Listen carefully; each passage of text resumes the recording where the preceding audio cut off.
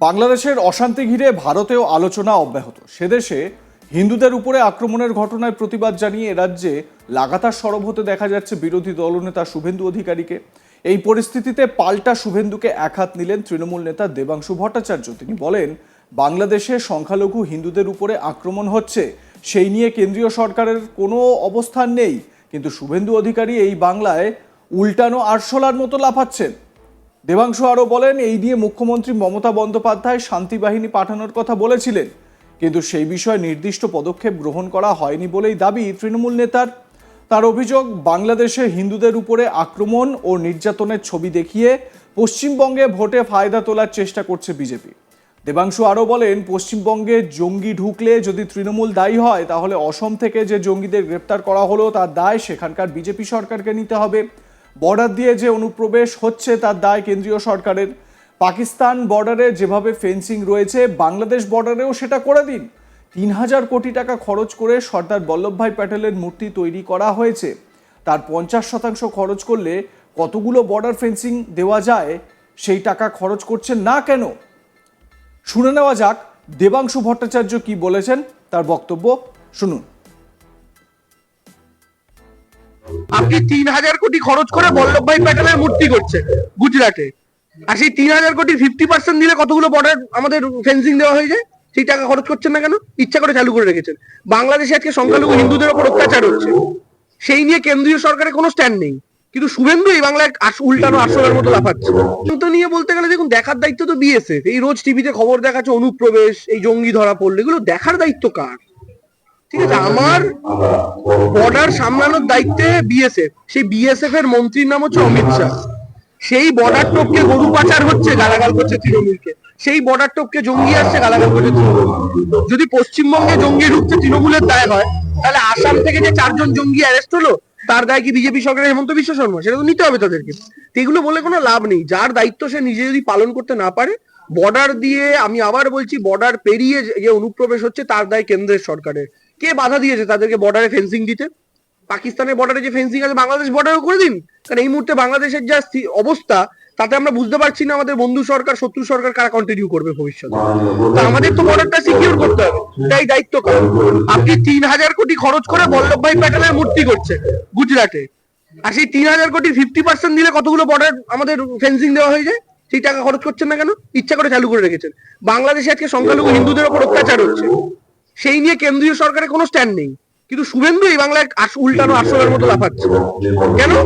মোদিজি চুপচাপ বসে থাকবে, ওখানে অত্যাচার হবে, আর সেই অত্যাচার দেখিয়ে বাংলায় ভাবছে হিন্দু হিন্দু ভাই ভাই করে ভোট কামাবে। তার মানে এগুলো ইচ্ছাকৃত ভাবে চলছে। মমতা বন্দ্যোপাধ্যায় বললেন বাংলাদেশে পিস কিপিং ফোর্স পাঠানোর কথা। পিস কিপিং ফোর্স পাঠানোর নিয়ম হচ্ছে যে সিকিউরিটি কাউন্সিলে লেটার করতে হবে ভারতকে। করেছে? করেনি। অর্থাৎ নরেন্দ্র মোদী চুপচাপ বসে আছেন, আর তার রাজনৈতিক দল বাংলার মাটিতে লাফাচ্ছে। এটার কারণটা কি? ক্ষমতা তো স্টেট গভর্নমেন্টের হাতে নেই, পররাষ্ট্রনীতি কেন্দ্রের হাতে। কেন্দ্র কি করছে? বাংলাদেশে হিন্দুদের অত্যাচার হতে দিচ্ছে কেন? দিচ্ছে এই কারণেই, ওখানে যত অত্যাচার হবে, বর্ডার হচ্ছে পশ্চিমবঙ্গ, এই অত্যাচারের ছবি দেখিয়ে বাংলার মাটিতে ভোটে ফায়দা তুলবে বিজেপি। কিন্তু বাঙালি হিন্দুরাও তো বোকা নয়। বাঙালি হিন্দুরা গডসেকে দেখে হিন্দু হয়নি, বিবেকানন্দকে দেখে হিন্দু হয়েছে, এটা মাথায় রাখতে হবে। তাই প্রসঙ্গত, ভারতের বিরুদ্ধে লাগাতার মুখ খুলে যাচ্ছে বাংলাদেশের একাংশের মানুষ। এমনকি কলকাতা দখল করে নেওয়া হবে বলেও ইতিমধ্যেই হুঁশিয়ারি শোনা গিয়েছে। পাল্টা বাংলাদেশের মৌলবীদের বিরুদ্ধে তোপ দেগে চলেছেন রাজ্যের বিরোধী দলনেতা শুভেন্দু অধিকারীও। সাংবাদিকদের মুখোমুখি হয়ে শুভেন্দু অধিকারী বলেন, ভারত দায়িত্বশীল দেশ, দুর্বল দেশকে আক্রমণ করে না। আমাদের বিএসএফ সেনা পাঠানোর দরকার হবে না। আমরা এখন এখান থেকে ড্রোনে এত বেশি উন্নত, তা ওরা জানে না। ভারতের যদি ধৈর্যের বাঁধ ভাঙে, গোটা 5-7টা ড্রোন পাঠিয়ে দিলেই ওদের কাজ শেষ হয়ে যাবে। এরপরই শুভেন্দু দাবি, এখানে ফোর্ট উইলিয়াম থেকে টিপবে, ওখানে ধপাধপ চলে যাবে। শুনে নেওয়া যাক শুভেন্দু অধিকারী বাংলাদেশ প্রসঙ্গে সাম্প্রতিক সময় কি বলেছেন। চিলিকার পাখা গজায় মজিবার তরে। বাংলাদেশে এই নাবালক অর্বাচীনগুলো, ভারত এখন পৃথিবীর 3য় সামরিক শক্তিশালী দেশ। ভারত অত্যন্ত দায়িত্বশীল দেশ, দুর্বল দেশকে আক্রমণ করে না। এরা জানে না যে আমাদের সেনা বিএসএফ পাঠানোর দরকার হবে না। আমরা এখন ড্রোনে এত বেশি উন্নত, এরা জানেই না যে ভারতবর্ষ ধৈর্যের বাঁধ ভাঙে গোটা 5-7 ড্রোন পাঠিয়ে দিলেই ওদের কাজ শেষ হয়ে যাবে। ওসামা বিন লাদেনের থেকেও খারাপ অবস্থা হবে।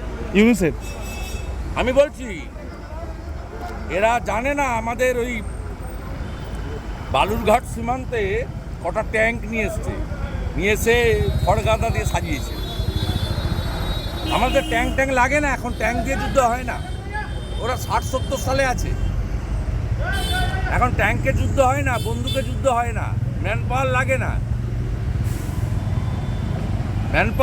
না। 5টা ড্রোন শুধু পাঠাবে ভারত। এরা এখনো ভারতের তাকত সম্পর্কে জানে না। ওখানকার এই মূর্খগুলো, অশিক্ষিতগুলো